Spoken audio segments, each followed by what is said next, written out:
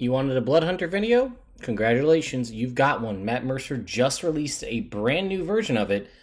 I have some things to say about it, so stay tuned.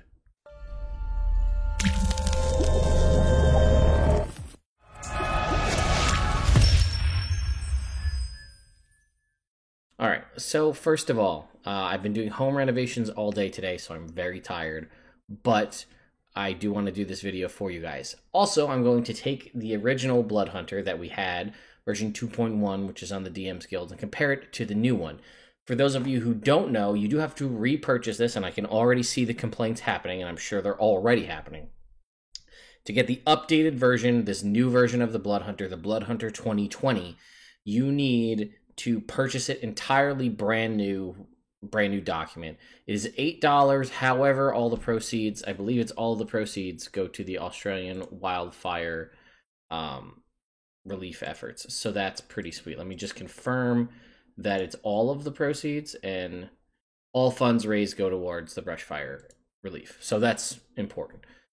So that's something, right? You can still play with the old version if you want and not pay anything extra, but if you want the new, updated, more improved version, in theory, you'll have to pay another $8 to get it, but you'll be able to go to the DM's Guild and download it for yourself. So, let's jump in. I'm not going to bore you guys with any of the lore behind it and any of that kind of stuff. If you guys really want me to do a separate video and like character builds and storyline stuff for characters, that's not typically what I do here. But if you desperately want it, sure, maybe we could do that or do it as some sort of podcast or live stream. I don't know. So, first of all, our Blood Hunter here, who was a very pretty boy with his tiny little vials and his bloody hand. Dude has been through some stuff here. I mean, take a look at his face. Now he's all melty. Still got a fire sword, though, so that's cool. So let's jump down. First of all, right off the bat, the hit die is the same. You still get light armor, medium armor, shields, simple weapons, martial weapons, alchemist supplies. However, now you see all of that. You used to get strength and wisdom saving throws. You now get dexterity and intelligence. So I will say, if you were playing a Blood Hunter in the old version and you want to switch to the new one, it is going to require major overhauls to your character, as you have now gone from a wisdom-based character to an intelligence-based character. And I'm not sure entirely the decision behind that, but as a personal fan of 5e and a player of 5e, I do actually kind of respect Matt's decision to go intelligence, because intelligence, as I've stated in a bunch of my videos, is severely underpowered as far as ability scores go. So go ahead and make this class intelligence-based, makes another intelligence class. Originally, you got 2 skills from Athletics, Acrobatics, Arcana, Insight, Investigation, and Survival. You now get 3 from Athletics, Acrobatics, Arcana, History, Insight, Investigation, Religion, and Survival. I think that's the same list. Religion is in there now, and it was not in there before. I think History's in there too. Yeah, okay, History and Religion. So here is our table, right? We now have a Hemocraft dice and Blood Curses, whereas before we had Crimson Rite and Blood Curses. So, I'm not going to worry about starting equipment. Now you get, I don't think it's called Hunter's Bane. It's called, oh, it is. Okay, so Hunter's Bane originally was you undergo this ritual. You have advantage on survival checks to track Fey Fiends and Undead, as well as intelligence checks to recall information about them. If you are actively tracking one of them, you cannot be surprised by them. You can only be tracking one of those creatures at a time. So, you now have advantage on wisdom survival checks to track Fey Fiends and Undead, as well as intelligence ability checks to recall for. So that's the same. Hunter's Bane also empowers your body to control and shape Hemocraft magic using your own blood and life essence to fuel your abilities. Some of your features require you to target make a saving throw. Its DC is 8 plus your proficiency bonus plus your intelligence modifier. So just cleaning things up a little bit, he puts out here, like, here's where your save is for Hemocraft related things. It's at the start, it's intelligence based. We also did get for Hunter's Bane originally, upon reaching 11th level, you can flare the internal toxic scars. You can choose to suffer damage equal to a roll of your Crimson Rite damage die to gain advantage on a Wisdom Insight check or Charisma Intimidation check. That has been removed. Okay, Blood Maledicte at level 1. Oops, let's go back to the original. Well, we don't actually get that. So we get now Blood Maledicte at level 1. You gain the ability to channel and sometimes sacrifice a part of your vital essence to curse and manipulate creatures through Hemocraft magic. You gain 1 blood curse of your choice, detailed in the blood curses section at the end of the class description. So blood curses coming at the end. You learn 1 additional blood curse of your choice and can choose one of the blood curses you know and replace it. You learn 1 additional blood curse of your choice and you can choose to replace one you know with another at 6, 10, 14, and 18. When you use your Blood Maledicte, you see, I don't like the Blood Maledicte and we're calling them blood curses. It's just confusing. I don't like that. When you use your Blood Maledicte, you choose which curse to invoke. Why don't you just call it Blood Curse? While invoking a blood curse, but before it affects the target, you can choose to amplify the curse by choosing a number of hit points equal to 1 roll of your Hemocraft die, as shown on the Hemocraft die column, and to amplify it, basically. An amplified curse gains an additional effect, noted in the curse's description. Creatures that do not have blood in their bodies are immune to blood curses unless you have unless you amplified the curse. Okay, so previously, the only way to have it work on people was to be a Ghost Slayer blood hunter to be able to amplify it or to have it work on them. Now, if you amplify it, it works on them regardless. You can use this feature once. Beginning at 6th level, you gain your Blood Maledicte feature twice. At 13th level, 3 times. And 17th level, you can use it 4 times. You regain all uses when you finish a short or long rest. Okay, so that's not so bad. Now let's look over here at the original. Crimson Ray. You know what? I'm going to wait because it's kind of confusing because it's out of order, but let's look at Blood Maledicte. So you can do a blood curse. You learn 1 curse of your choice. Replace it. It was at 5, 9, 13, 16, and 20. So that was 2, 5, 9, 13, 16, 20. So 6 times. Now it's 1, 6, 10, 14, 18. So 1 time less overall, but you get access to it earlier. And you could use it a total of 4 times at 17th level. That is still the same, and it did still recharge on short rests. Okay. So let's take a look at our Crimson Right, because that's coming up. It was a D4, went to a D6 at 5, a D8 at 11, and a D10 at 17. That's the same. So Hemocraft die is the same, and our blood curse is known as the same. You get a fighting style at level 2. It looks like it's the same here. Archery, dueling, great weapon fighting, and 2-weapon fighting. Archery, dueling, yep, so that's the same. Now we're on to our Crimson Right, which was a level 1 ability. Now it's a level 2 ability in the new version. As a bonus action, you imbue a single weapon with elemental energy of a known right until your next short or long rest. While active, attacks from this weapon deal an extra d4 of the right damage, and we saw it goes up based on the table. Should your weapon leave your grip, the right fades immediately. An active right on a thrown weapon fades directly after the attack is complete. When a Crimson Right is activated, you suffer damage equal to your character level and reduce your maximum hit points by an amount equal to your character level. These lost hit points return when the right fades and cannot be restored otherwise. When a right fades, no hit points are regained as part of restoring maximum hit points. Use multiple weapons, costing multiple hit points. Each end of a polearm staff is treated as a separate weapon. A right can be allowed to fade at any time for no action. You get an additional right at 6 and 11, and an esoteric right at 14. Now, I think it's pretty much the same. Bonus action, a single weapon with elemental energy of your choice. When active, you lose a number of hit points equal to 1 roll of your Hemocraft die, as shown. Oh, you do not lose your maximum hit points. You just take the damage. That is big. I like this call. It makes the character, I think, a little bit better overall. While active, attacks from the weapon deal an extra d4 of the right's damage. The damage is magical and increases as you gain 2 levels as a blood hunter, or as you gain levels rather as a blood hunter. Hemocraft die. So you don't learn, I think you learned 3 originally at 1, 6, 11, and 14. Now you just gain it at 1, 7, and 14. So your options are Fire, Cold, and Lightning for Primal. Fire, Cold, Lightning. And then for Esoteric, it was Thunder, Psychic, and Necrotic. It is Necrotic, Psychic, and Thunder, just out of order, but the same thing. Okay. You still choose your order at 3rd level, getting abilities at 3rd, 7, 11, 15, and 18. I believe that's the same. 11, 15, 18. Yep. Ability scores are the same. Extra attack at level 5. Okay. So that was it. Now you get, at level 6, Brand of Castigation. Whenever you damage a creature with your Crimson Right die, so you have to activate it first, but when you damage them, you can choose to sear an arcane brand of Hemocraft magic into them as no action. You always know the direction to the branded creature, and each time the branded creature deals damage to you or a creature you can see within 5 feet of you, The branded creature suffers psychic damage equal to your intelligence modifier, minimum 1. Your brand lasts until you dismiss it, or you apply a brand to another creature. Your brand counts as a spell for the purposes of Dispel Magic, and the spell level is equal to half of your Bloodhunter level, maximum of a 9th level spell. Once you use this feature, you can't use it again until you finish a short or long rest. So I like this ability. I think it fits into the idea of the Bloodhunter being a tracking kind of character. When someone's out there hunting bad guys, you could hit someone, and then, like, in theory, you could hit them and let them run away, and then you could track them that way. If you shoot them with a bow, like if your blood rate's on a crossbow or a bow, you hit them, and then you let them run.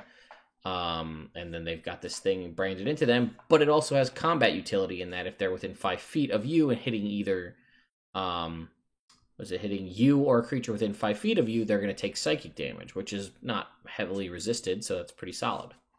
It's only one at a time, but I like it. So, let's see.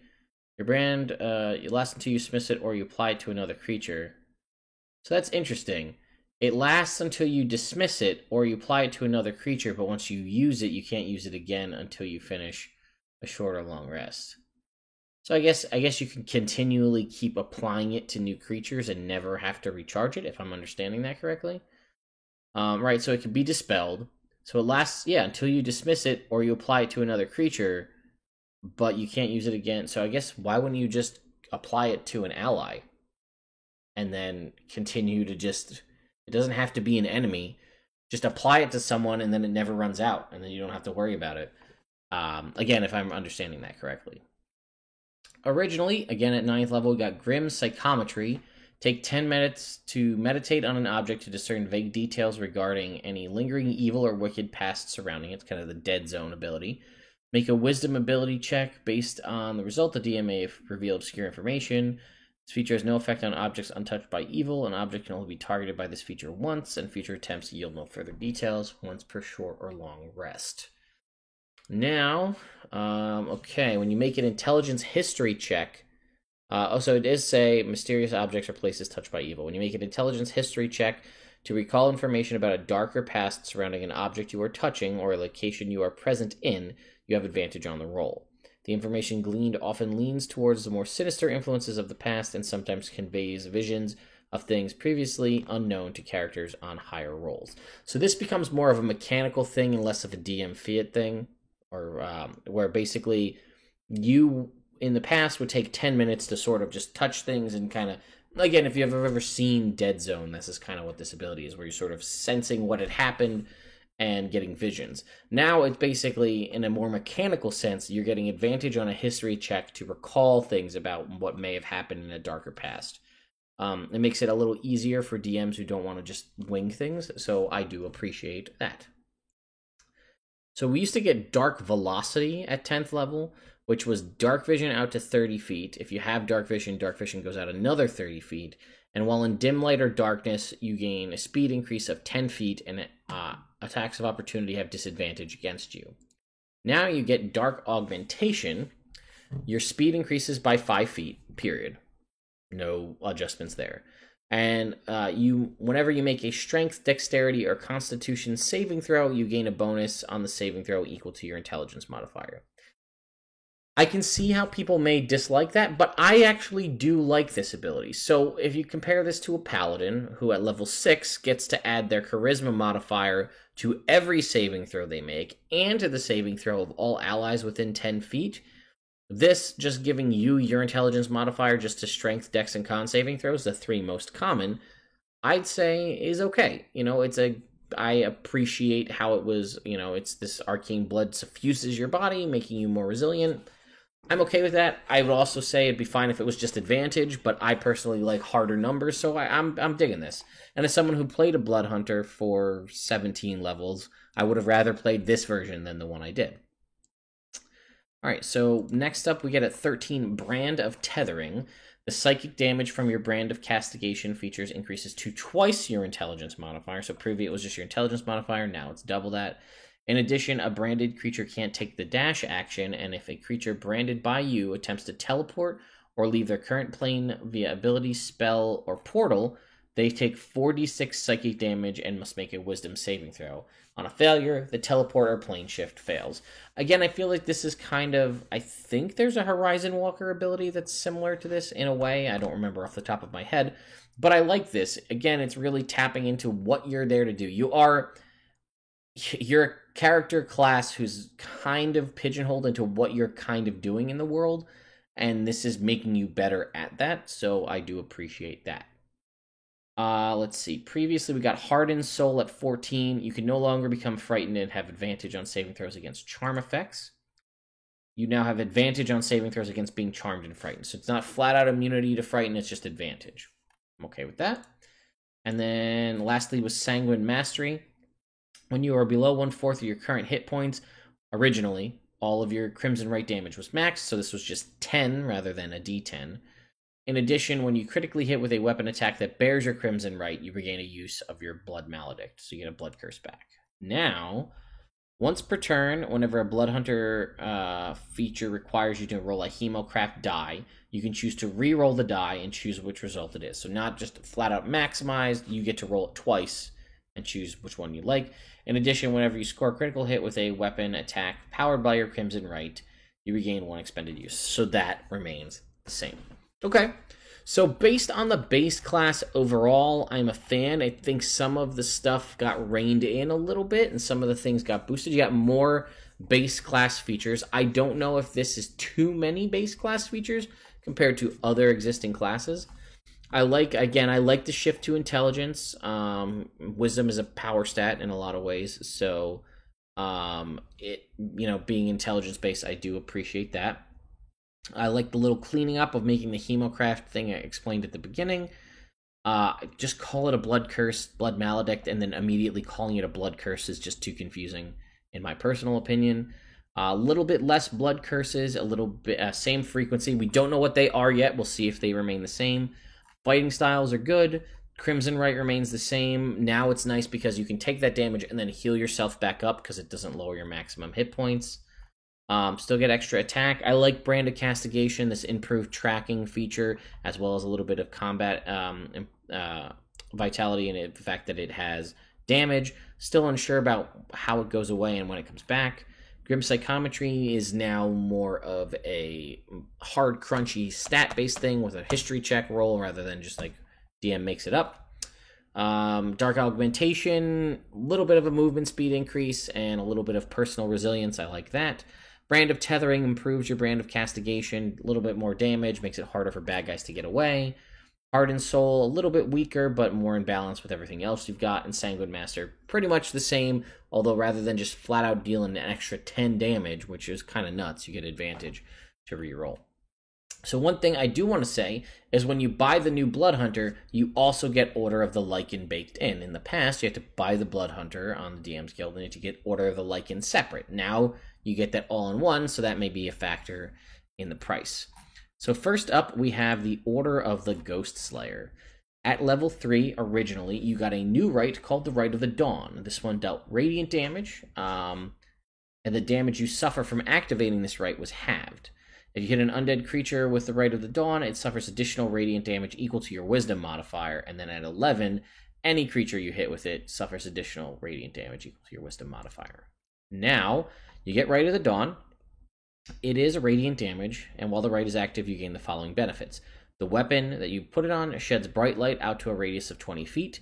You have resistance to necrotic damage. Your weapon deals 1 additional Hemocraft die when you hit undead. Okay, I like that. It makes it a little more sunbladey. It lights up, which makes sense. It's a Rite of the Dawn.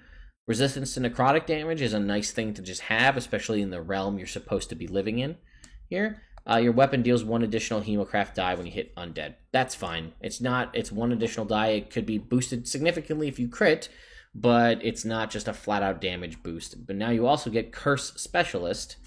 You gain an additional use of your Blood Maledicte feature. Interesting. In addition, your blood curses can target...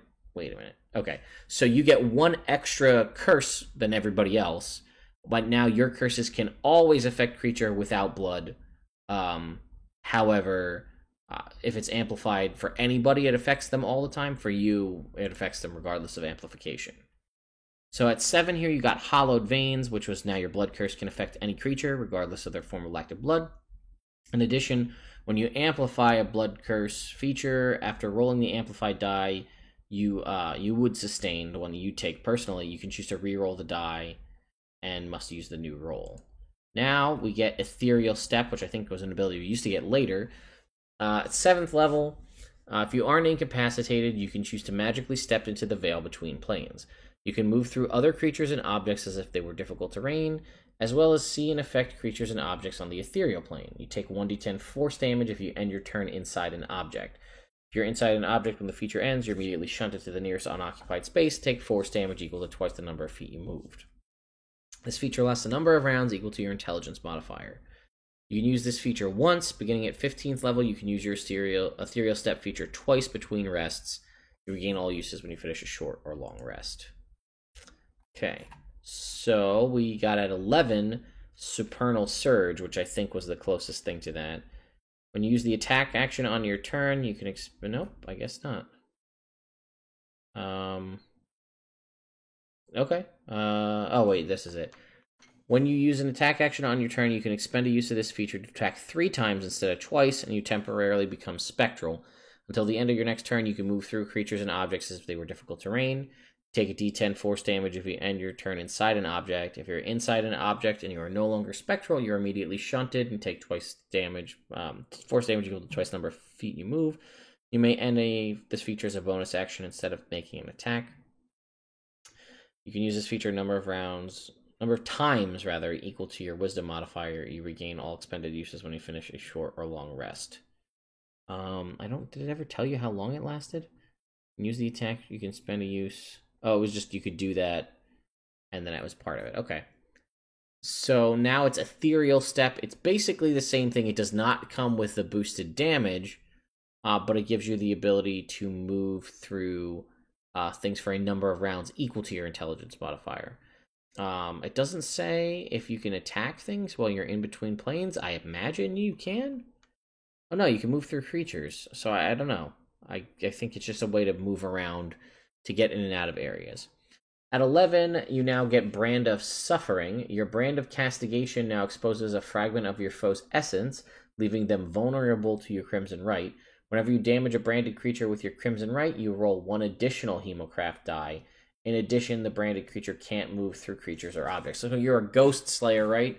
So if you're hitting them with your Crimson Right, you deal an additional die.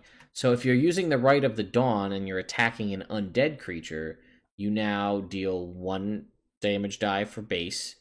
You deal an additional damage die from Right of the Dawn from them being undead.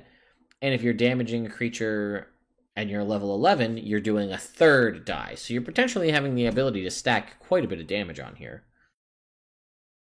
Here you had Gravesight at 15. You can see in magical darkness up to 30 feet, as well as invisible creatures and objects up to 30 feet. Now you get Blood Curse of the Exorcist. You've honed your Hemocraft to tear wicked influences from your allies, punishing those who would be influenced or who would infiltrate their body and mind. You gain the Blood Curse of the Exorcist for your Blood Maledicte feature. This doesn't count against the number of blood curses known. So we don't know what that is yet, but we'll get to it. And then here you lastly had Vengeful Spirit, which was whenever you drop to 0 hit points, you can let your soul emerge from your body to fight on. Your body remains unconscious and subject to death saving throws per normal. At the beginning of your turn, you manifest a spirit form in your place that picks up your weapons and continues fighting on, acting on your turn and every one of your subsequent turns under your control. Your spirit form has your physical attributes and armor class, as well as your weapons and ammunition, and you can move through creatures and objects as if they were difficult terrain. This form is immune to cold, necrotic, and non-magical weapon damage. Your spirit form has access to all of your abilities and suffers no damage from your Crimson Right feature. If your spirit form takes any damage, your body dies, or you regain any hit points, your spirit form vanishes. If your spirit form vanishes, it drops your weapons in its place. So I always thought that was kind of weird that you are a Ghost Slayer and you were summoning forth your own spirit, in theory making a ghost to fight for you. But let's see what you get here now. Right Revival, when you're reduced to 0 hit points and you have an active Crimson Right, but don't die outright, the right ends and you drop to 1 hit point instead. If you have multiple rights active, you choose which one ends. That's much cleaner. It's just sort of like a Relentless Endurance kind of thing if you have a Crimson Right up. And honestly, now that the fact that Crimson Rights can go up, but you can heal, you don't lower your maximum hit points, there's really no reason to not have one up. So overall, I'd say this is a lot cleaner. The damage isn't as ridiculous. I like Ethereal Step as kind of just an out-of-combat option for you. Brand of Suffering dealing...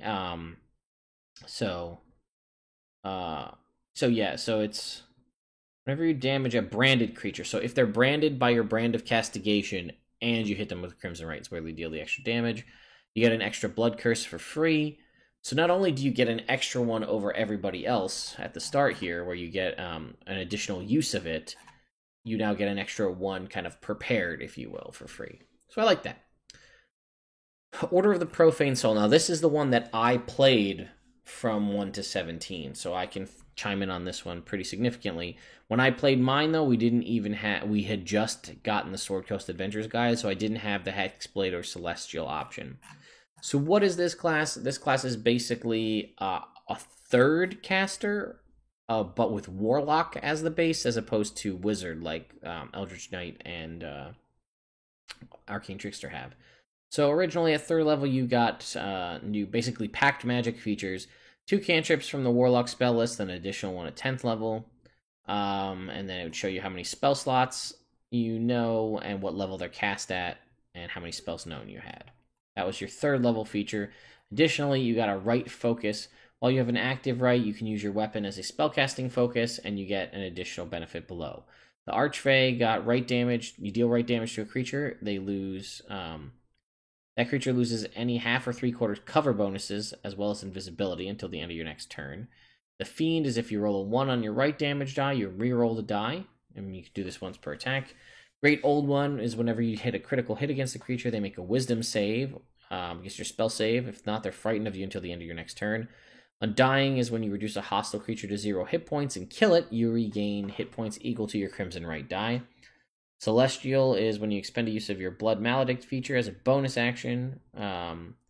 You can expend a use of your Blood Maledicte feature as a bonus action to heal one creature within 60 feet. They regain hit points equal to your Crimson Right damage die rolled twice, plus your Wisdom mod.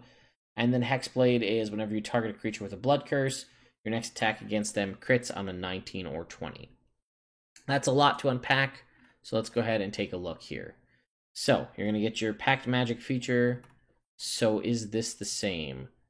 2 cantrips, 3 at level 10, 2 to 11, and then spell slots 1 or 2. And 1st, 2nd, 3rd, and the last 2 are 4th. So that's the same.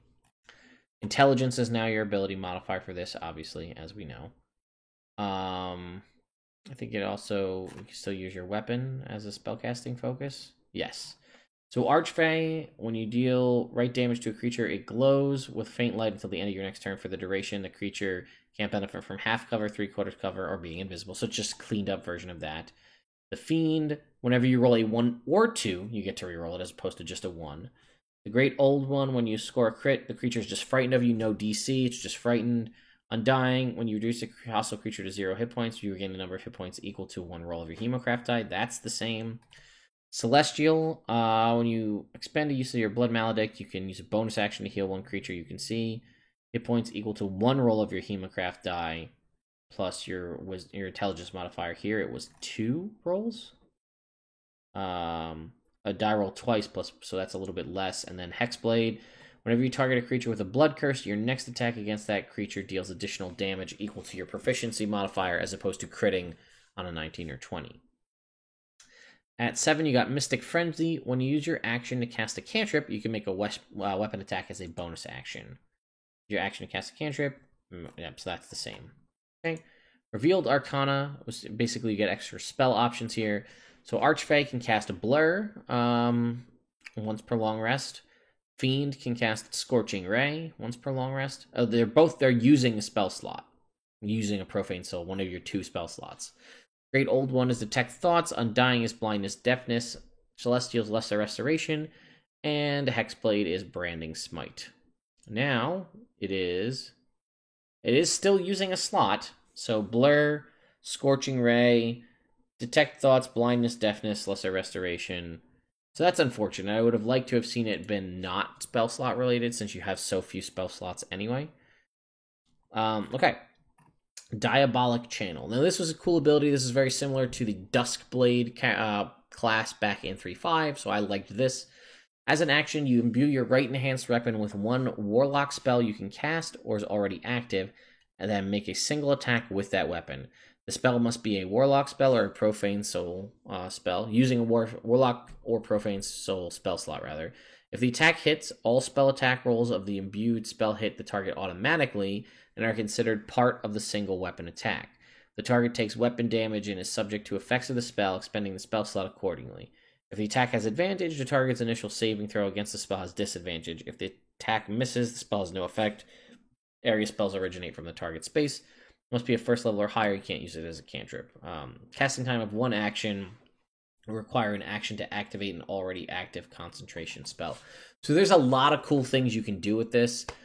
For example, Scorching Ray. The Fiend gets access to Scorching Ray. If you hit someone with your weapon attack, as part of the weapon attack, they now get hit with all of the Scorching Rays, if you read that correctly, is how it worked before. If your attack hits, all spell attack rolls for the imbued spell hit the target automatically and are considered part of the single weapon attack. So you hit once, fires off 3 Scorching Rays that all immediately hit. If you crit, they, in theory, would also all crit. So there's a lot of potential options here, and what I really like is this last bit, or if the spell must be first level or higher, have a casting time of one action, or require an action to activate an already active concentration spell. So if you have a spell that's up that you need to focus on as an action to have it deal damage or whatever, do the effect, you can just choose to, instead of just dealing the damage or hitting them or having the effect sustain, you hit them with a weapon attack and then it continues. Let's see how it holds up in the new version. Sapping, well, we didn't get that at all. Sapping Scar. Your Brand of Castigation feature now digs dark arcane scars into your target, leaving them vulnerable to your magic. A creature branded by you has disadvantage on your saving throws against your Warlock spells. Well, that was the whole reason I went that particular route, was because I really missed the Duskblade. So I really liked the Diabolic Channel feature. Yes, it had some wonky stuff, and it could possibly be pretty easily abused, but I liked it, and now it's just, if they're branded by you, they have disadvantage on your saving throws. Alright, Unsealed Arcana at 15. This one is without using a spell slot, so Archfey gets Slow, Fiend gets Fireball, Great Old One gets Haste, Undying gets Bestow Curse, Celestial gets Revivify, and Hexblade gets Blink. Is that still the case? Without expending a spell slot. Slow, Fireball, Haste, Bestow Curse, Revivify, Blink. Okay, nothing different there. And lastly was Soul Siphon. When you reduce a creature to 0 hit points with an attack, kill the creature, and they have a challenge rating of 15 or above, you recover an expended spell slot. Boy, talk about a list of things that are very specific. Now it is, you gain the Blood Curse of the Soul Eater for your Blood Maledicte feature. This does not count against your number of blood curses known. Okay, significantly better, because the specifics of being challenge rating 15 or higher was kind of nuts. And it had to be you doing the killing by yourself. So that's been fixed, so that's good. Next up is Order of the Mutant. This is The Witcher. Pretty much, right? You're going to imbue yourself with all sorts of things to make you become a mutant and have cool abilities. So originally, you had formulas. Beginning at 3rd level, you learn 3 mutagen formulas. Your formulas are detailed. You get an additional one, 7, 11, 15, and 18. And when you get a new mutagen formula, you can replace an old one if you wish. Let's see. Now, you get a formula at 3, 7, 11, 15, 18. Okay, that looks to be the same. Mutagen Craft. Consuming a single mutagen requires a bonus action, and the effects, including side effects, last until you complete a short or long rest, or spend an action to focus and flush the toxins from your system. They are designed for your biology. They have no effect on larger creatures, and only impart side effects on medium or smaller creatures that drink the entire mutagen. They're also unstable by nature, losing their potency over time and becoming inert if not swallowed before you finish your next short or long rest. Your body will begin to better utilize the toxins you instill in it as you grow and experience. You have a mutagen score is equal to your Blood Hunter level divided by 4 rounded up. How does that hold up here? All right. You can concoct a single mutagen when you finish a short or long rest. I think I missed that part.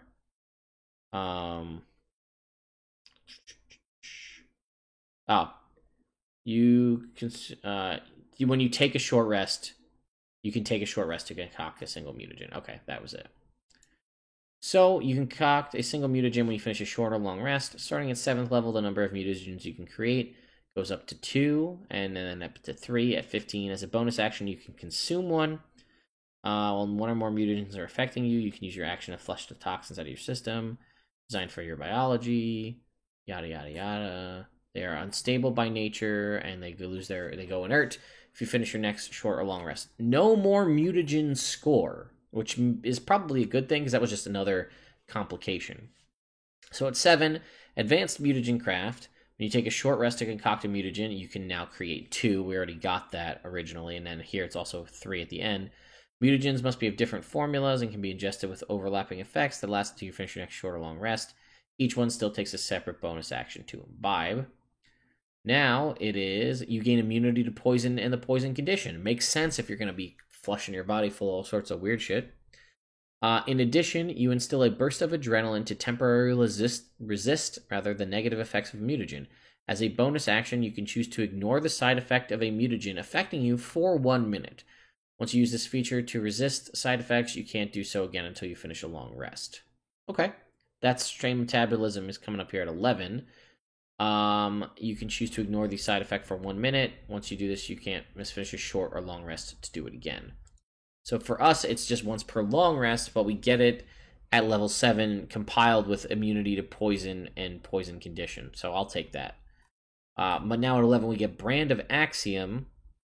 Any illusions disguising or making a creature invisible when you brand them, wait a minute. Any illusions disguising or making a creature invisible when you brand them, and they can't benefit from such illusions while branded. That's a little funky worded, but okay. So basically, they can't become invisible, or they are not invisible if you brand them. If a creature branded by you is polymorphed or has changed shape, they must succeed on a Wisdom saving throw or revert to their true form and be stunned until the end of your next turn. Whenever a branded creature attempts to polymorph or change shape, they must succeed on a Wisdom saving throw. The attempt fails, and they are stunned until the end of your next turn. Okay. Then at 15, we originally got you gain immunity to poison and the poison condition. We got that much earlier at level 7, which is better because monks have that at 10, and you were getting it so much later. Now you get Blood Curse of Corrosion. You gain the Blood Curse of Corrosion from your Blood Maledicte feature. This does not count against your number of blood curses known. So I like that each class gets a new blood curse kind of for free. It might not be new, it might be an option you could always take, but you just get one, kind of auto-prepared. And lastly, we had Exalted Mutation at level 18. You gain the benefits and side effects of a mutagen of your choice permanently. You cannot change this choice of formula after this feature is acquired. As a reaction, you can choose one mutagen currently affecting you to flush from your system and end, then immediately have a mutagen the formula of take its place. You can use this feature a number of times equal to your intelligence modifier. You regain all of these uses when you finish a long rest. So previously, it was just one forever, and you have it on, basically an always on thing. Now, as a reaction, you can choose to flush one out and add a new one in. Potentially, this could be something if you see... I don't know what the mutagens are. We'll see what they are when we get into it. But basically, if something's going to be like resistance to a damage type, Dragon's going to breathe its fire on you. You swap one out to give yourself fire resistance, something like that. And I like that it's intelligence modifier times per long rest, making a little bit of use out of making intelligence even more important. Okay, so we're just going to go through mutagen by mutagen. So Aether originally was required a level 11, flying speed of 20 feet, but you have disadvantage on all strength and dex ability checks.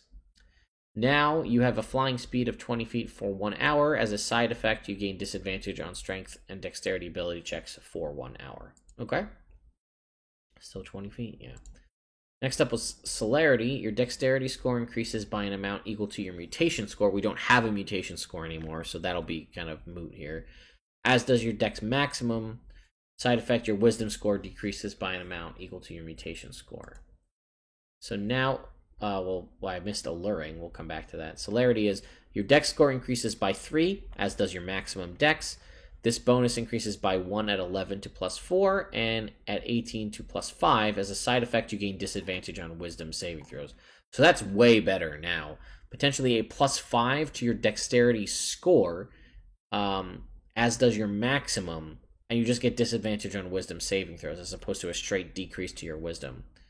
So we didn't have Alluring, so let's talk about that. Your skin and voice become malleable, allowing you to slightly enhance your appearance and presence. You have advantage on charisma ability checks. As a side effect, you gain disadvantage on initiative rolls. That's not too bad. All right, Conversant, you gain advantage on intelligence ability checks. Side effect, disadvantage on charisma ability checks. Now it's advantage on intelligence and disadvantage on wisdom. Okay. Cruelty, another level 11. You make a single weapon attack as a bonus action on each of your turns. Side effect, you have disadvantage on all intelligence, wisdom, and charisma saving throws. Make an attack. Take the attack action. You make an additional weapon attack as a bonus action. Disadvantage on intelligence, wisdom, and charisma saving throws. So that's the same. Impersonable, resistance to piercing damage. And the side effect was vulnerability to slashing damage. Did I miss something? Yeah, we got a whole bunch more. Okay, so we're going to keep going here on this list. Deafness, you gain advantage on dexterity ability checks and disadvantage on wisdom ability checks.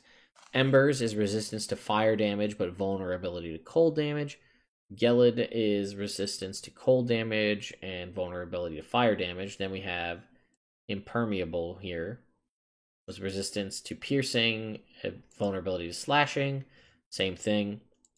Then we got Mobility is immunity to the grappled and restrained condition. At 11, you're also immune to paralyze. You get a penalty to your initiative equal to 2 times your mutation score. Now it is you're immune to grapple and restrained. At 11, you also are immune to the paralyzed condition. As a side effect, you gain disadvantage on ability checks, strength ability checks, so significantly different. Night Eye, dark vision is 60 feet. If you already have it, it goes out to another 60, and you gain sunlight sensitivity. That's the same. All right. Potency was one. It doesn't look like we get that again anymore. Or no, do we? Okay, so Percipient is a new one. Advantage on wisdom ability checks. As a side effect, you get disadvantage on charisma ability checks. Potency, your strength score increases by an amount equal to your mutation score, as does your strength maximum. You get disadvantage on all dex saving throws. This is the same. Strength goes up by 3, same as the one we saw before. Goes up by to 4 by 4 at 11 and by 5 at 15, and disadvantage on dex saving throws. Precision, another level 11 and 1. Your weapon attacks score a critical hit on a 19 or 20. All healing on you is halved. This is your weapon effect. Critical hit on a 19 or 20. As a side effect, you gain disadvantage on strength saving throws. Rapidity, your speed increases by 15 feet. At 15th level, it increases to 20. You have disadvantage on dex ability checks. It's 10 feet. At 15th level, it goes up by 15 feet, and disadvantage on intelligence ability checks. Reconstruction requires 7th level. While conscious and in combat, you regenerate hit points equal to 2 times your mutation score at the start of your turn, as long as you're above 0, and your speed goes down by 10. Now, for 1 hour, at the start of each of your turns, you regain hit points equal to your proficiency bonus if you have at least 1 hit point, but no more than half your hit points left. As a side effect, your speed decreases by 10 feet for an hour. So this is Sagacity, I guess is how you say it. Your wisdom score increases by an amount equal to your mutation score. Your armor class is reduced by an amount equal to your mutation score. Now this is your intelligence score increases like the other ones. 3, and then 4 at 11, then 5 at 18, and disadvantage on charisma saves.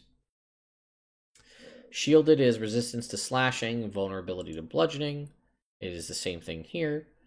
Unbreakable, resistance to bludgeoning, vulnerability to piercing. Same thing here. And then lastly, we had wariness, which was initiative gets a bonus to your 2 times your mutation score, disadvantage on perception checks. Now we have Vermilion. You gain an additional use of your Blood Maledicte feature. As a side effect, you gain disadvantage on death saving throws. So that was a significant improvement overall. Just removing the clunkiness of the mutation score was a nice change. I didn't really like that. It kind of always turned me off. And the mutation score underwent a couple of different changes as well throughout the history of the Blood Hunter, and back when it was the Witch Hunter. I like these a little bit better. I think it's kind of nuts that you could essentially just give yourself a flat-out +5 to strength and increase your strength maximum, potentially putting you at a 25 strength, which could be kind of bananas. But overall, I like the overall changes to this. Getting yourself access to certain features earlier on. Especially, I understand why now one of the abilities isn't you just have one blood curse on all the time, because the side effects are significantly lessened in the grand scheme of things, so that makes sense that one's not always on. So yeah, next up we have Order of the Lycan, and I'm going to have to stop this while I go and download that thing off the DM's Guild. Alright, so we have our Order of the Lycan Blood Hunter here. So originally, at 3rd level, you got to adopt improved abilities of Natural Predator and got advantage on Wisdom Perception checks. You still retain advantage on perception checks that rely on hearing or smell. Okay, that's the same. You also got your Hybrid Transformation, which is the whole reason you'd want to do this, is you're going to be able to turn into like a were creature. As an action, you transform into your hybrid form. This form lasts for 10 minutes. You can speak, use equipment, and wear armor in this form. You can revert to your normal form earlier by using an action. You automatically revert if you fall unconscious, drop to 0 hit points, or die. The benefit of this form replaces the form or the rules for lycanthropy in the monster manual. You can use this feature twice. You get it back on a short or long rest, and you get the following features. A bonus to melee damage equal to half your proficiency bonus rounded down.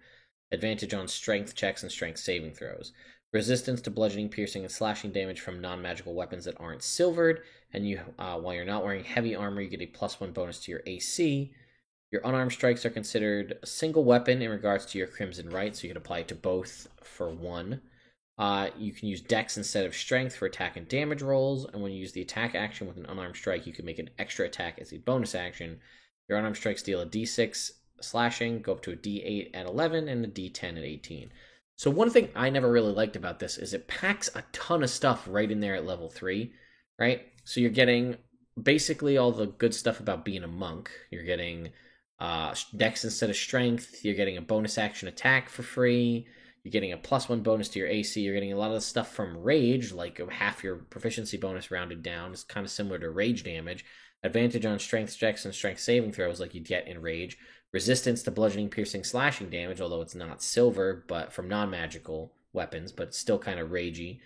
Your damage as your unarmed strikes start out better than a monk, but you do have vulnerability to silvered weapons, so that's something. And then lastly is the Bloodlust piece. At the start of your turn, if you've taken any damage since the beginning of your last turn, you must make a Wisdom saving throw to maintain control. The DC equals 10, or half the total damage you've taken from attacks since your last turn, whichever number is higher. On a failed save, you must move directly towards the nearest creature to you and use the attack action against that creature. If there is more than one possible target, the DM chooses the target. You then regain control for the remainder of your turn. If you're under the an effect that prevents you from concentrating, like a Barbarian's Rage feature, you automatically fail this saving throw. So this was sort of the offset of it. You are basically a crazy werewolf or were creature. Let's see what happens now.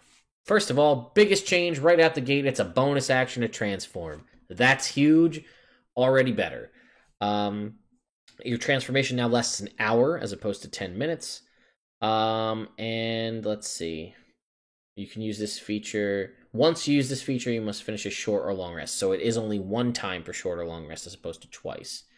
You gain a +1 bonus to melee damage rolls. This increases to +2 at level 11 and +3 at level 18. So that's kind of the same. Advantage on strength checks and strength saving throws. Okay, so we're still there. Resistance to bludgeoning, piercing, slashing damage from non-magical attacks not made with silver weapons. While you're not wearing heavy armor, you gain a +1 AC. So that's the same.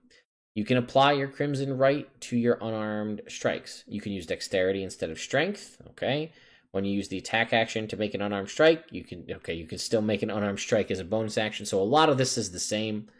However, it deals a D6 and it only goes up to a D8 at 11 and it does not increase. Bloodlust. If you begin your turn with no more than half your hit points, you must succeed on a wisdom saving throw or move towards the nearest creature to you and use your attack action against that creature. You choose whether or not to use your extra attack feature for this frenzied attack. If there's more than one possible target, roll to randomly determine the target. You then regain control for the remainder of your turn. If you're under the effects that prevent Barbarian's Rage, blah, blah, blah, you automatically fail. Okay. So you don't have vulnerability to silver weapons anymore. You still get most of these features, but originally it was if you've taken any damage, you had to make a saving throw DC 10. Now it's when your hit points are below half, you're below half your maximum. Wisdom saving throw DC equal to 8 plus a third of your Blunt Hunter level. That's kind of a funky mechanic. But okay. So Bloodlust is easier to overcome, and it doesn't come on as early. Obviously, at lower levels, it'll come up a lot more often than it potentially will at higher levels. But you're getting a lot. You're getting it as a bonus action for 1 hour, but once per short rest. So at 7, we got Stalker's Prowess. Your speed increases by 10 feet. You can add 10 to your long jump and 3 to your high jump. In addition, you get improved predatory strikes. You have when you have an active right while in your hybrid form, your unarmed strikes are considered magic for the purposes of overcoming damage resistance and immunity to non-magical attacks and damage. Stalker's Prowess, speed increase by 10, still increase your jump distance and your high jump and long jump. Now it is, you get a +1 bonus, improved predatory strikes. You get a +1 bonus to your attacks with your unarmed strikes. This bonus increases by +1 at 11 and +3 at 11. In addition, wait, what? Oh, so this is just on top of this bonus here?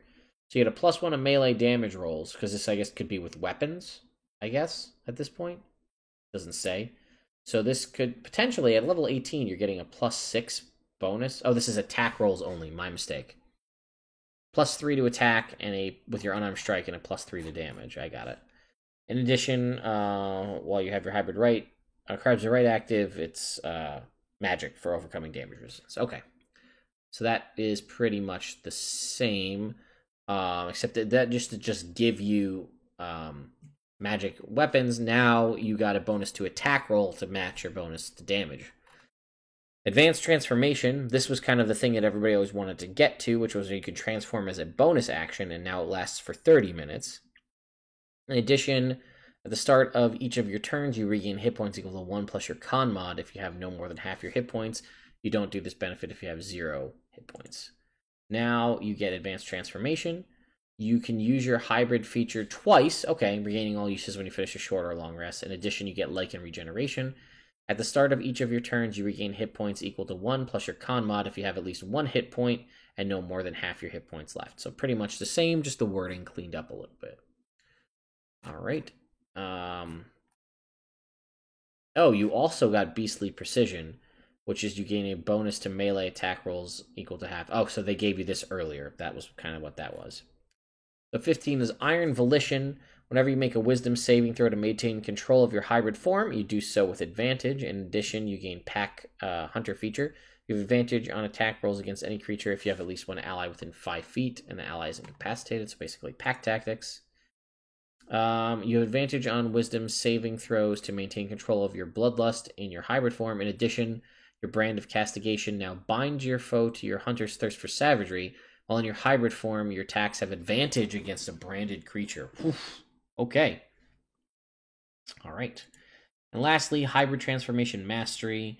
You can use your transformation 3 times between rests, and you get the Blood Curse of the Howl.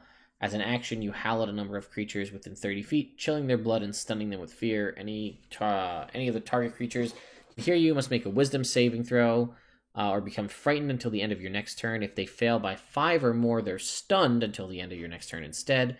The creature that succeeds on this saving throw is immune to this blood curse for 24 hours. The amplification is target any number of creatures within 60 feet.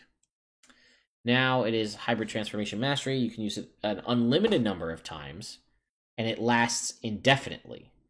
You gain the Blood Curse of the Howl for your Blood Maledicte feature. This does not count against a number of blood curses known.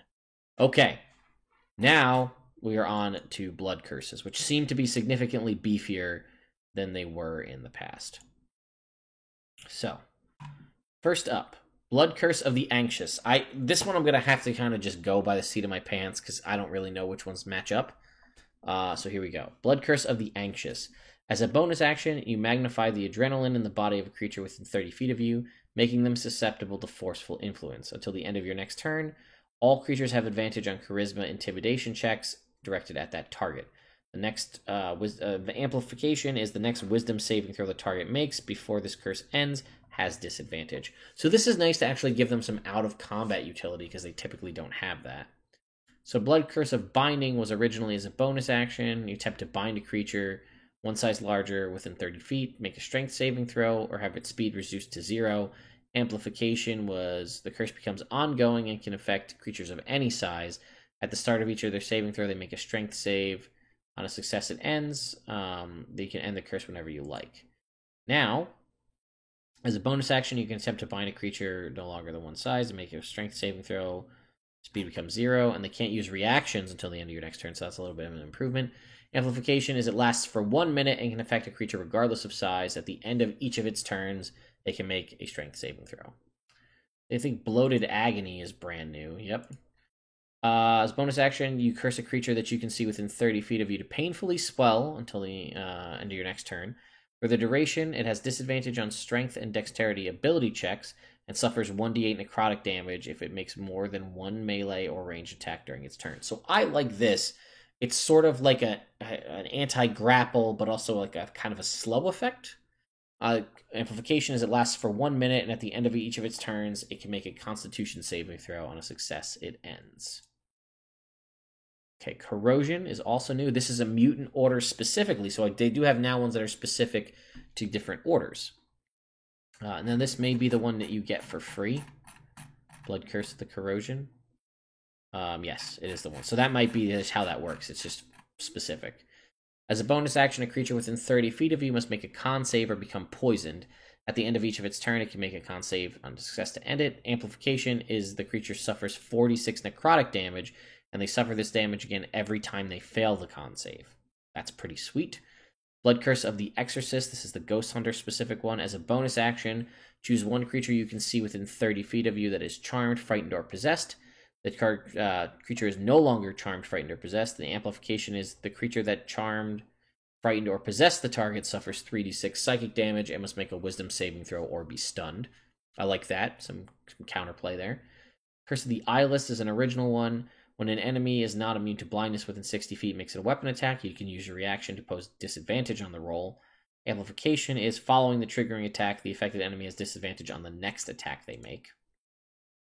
Now it is when a creature you can see within 30 feet of you makes an attack roll, you can use your reaction to roll one Hemocraft die and subtract the number rolled from the creature's attack roll. You can choose to use this feature after the creature's roll, but before the so this is like a cutting words ability, before the DM determines whether the attack roll succeeds. Creature is immune if it's immune to blindness. Amplification, you apply this curse to all of the creature's attack rolls until the end of the turn. You roll a new Hemocraft die for each affected attack. So this means if they have extra attack. Fallen Puppet is an OG one as well. A moment a creature falls unconscious or dies within 30 feet of you, you can use your reaction to give that creature a final act of aggression. It immediately makes a single weapon attack against the target of your choice, then returns to being dead or being unconscious. Amplification is it adds damage, attack roll, and damage roll is equal to your wisdom mod. Now it is when a creature goes within 30 feet to 0 hit points, you can use your reaction to have that creature immediately make a single weapon attack. Amplification is you can first move the cursed target up to half their speed and grant it a bonus equal to your intelligence. Bonus attack roll only now to their intelligence modifier. The Howl we just saw on the Lycan side, which is now Lycan specific here, right? As an action, you unleash a blood-curdling howl. Each creature within 30 feet of you that can hear you must succeed on a wisdom save or become frightened of you until the end of your next turn. If they fail the saving throw by 5 or more, they're stunned while frightened. Creature that succeeds is immune for 24 hours.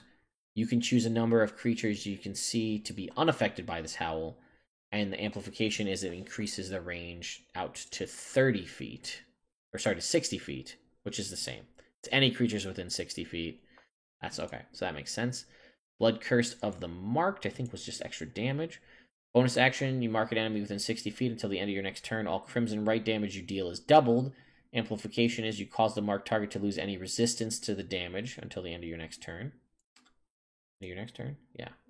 Now it is you mark a creature within 30 feet. Until the end of your next turn, you roll an additional damage die whenever you roll against it.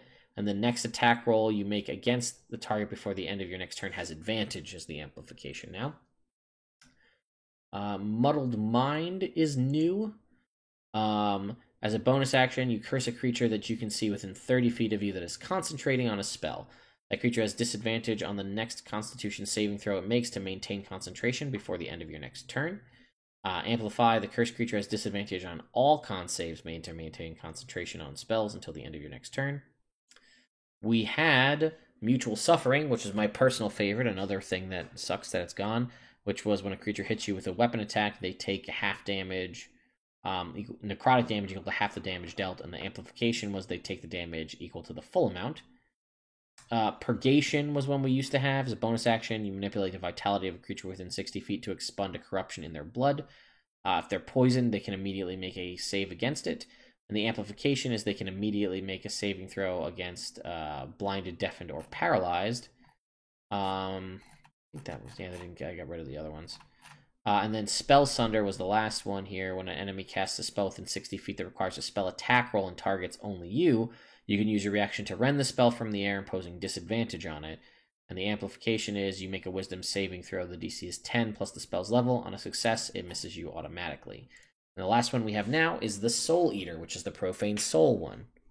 When a creature that isn't a construct or undead is reduced to 0 hit points within 30 feet of you, you can use your reaction to usher their soul to your patron in exchange for power. Until the end of your next turn, your weapon attacks have advantage. Amplification is, in addition, you regain an expended Warlock spell slot. Once you've amplified this Blood Curse, you must finish a long rest before you can amplify it again.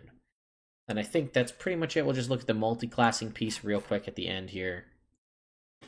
So multi-class before, it was Strength or Dex 13 and Wisdom 13. Now it's Strength or Dex and Intelligence 13. Proficiencies gained were Light, Medium Armor, Shield, Simple Weapons, Martial Weapons, and Alchemical Supplies. Yes, and then Blood Hunter multi-classing with Warlock. At a third of your Blood Hunter levels rounded down to your Warlock level and consult the Warlock progression for total spell slots and spell slot level. Decide your spellcasting ability for your Warlock spells. Choose that of which the class is higher level. At a third of your Blood Hunter levels rounded down to your Warlock level. There you go. So that's it, guys. Sorry, this is probably close to... This is probably over an hour by the time this thing is done. There's just a lot to go through. So what are my thoughts on this new version? You guys wanted a Blood Hunter video.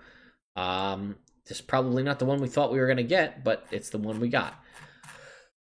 So I like some of the things are really tightened up. I like that. The wording is clearer, it's cleaner, it's easier to understand. Switching it to intelligence, I'm fine with that. I just call it a blood curse. Why do you call it a blood Maledicte is a feature name, and then the things are called blood curses. Just call it blood curse. It makes it so much easier. Again, like I said, a lot of the things are cleaned up. I like that the base class gets a little bit more. The base class might actually get too much compared to other base classes.